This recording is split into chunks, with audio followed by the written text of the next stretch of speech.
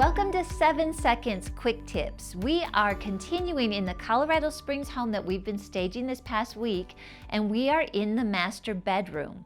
So in the last segment, we talked about the actual bedding, and here I'm going to really dive into the accessories, the finishing touches that will make your master bedroom look like a designer one without the designer price.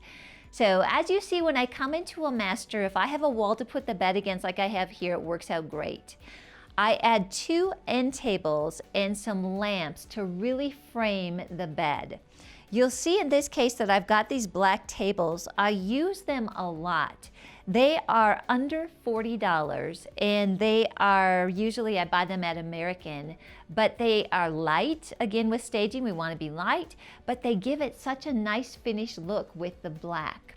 I brought in 2 lamps with the interesting shaped lampshades. And if you remember when we were in the living room, these are similar colors because all the wall colors and carpet are the same. Now, in a master bedroom, this was a vacant house. If you are in an existing home, or what I would call an occupied home, one of the things you have to totally focus on is depersonalization.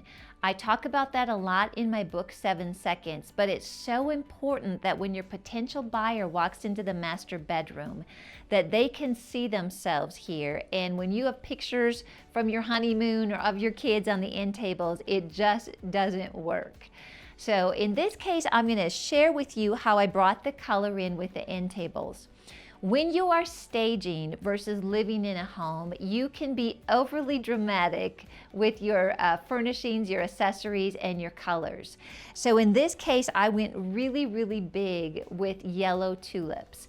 The reason for that is when they walk in the room, I want to demand their attention here because I put quite a bit of thought into the bed, and this just gives it a very nice, clean, and fresh look. You'll see that I added a candle, which I often do. I just get these again at Hobby Lobby when they're half price. And then I'll usually put some sort of a frame or saying with it on the end table. In this case, I actually got this frame, very inexpensive at Ross, and I just cut out some fabric that coordinates with the rest of the items in here, and I just put that in as a picture because, again, if it's a face in there, that's not going to mean anything to the potential buyer. But it just added a little sparkle and sort of a little bling to the side table. Now, on the other side, you'll see that I chose a set of 3 as well. Now with this one, because I have flowers on one side, I don't want to overdo it. So I chose a nice ivy on the other side. And again, we've got that height that we've talked about. Do you see the plant is about halfway up to the shade from the bottom or the top of that table. I add something shiny over there as well, just like I did here with the frame. And so I just found a nice silver rounded candle. And then I put a little sign there that says, "Always kiss me goodnight."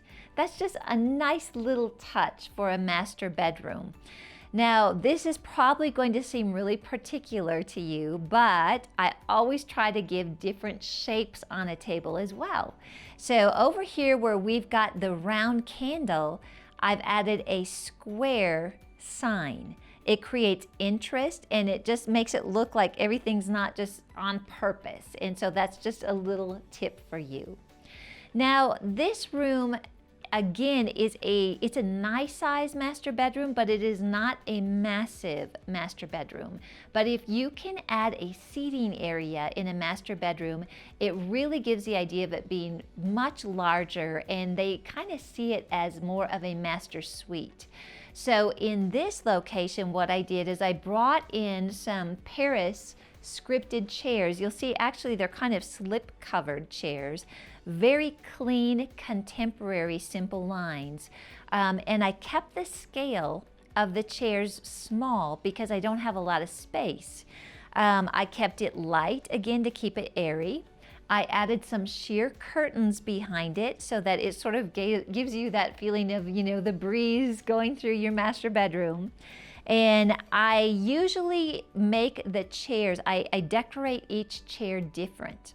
because if I make them just the same again, it's just looking very, very staged. So in this case, I added just a nice off-white Afghan, and then I put an open book on the chair, because then people can think about, wow, I'm gonna relax in here and I'm gonna read at night.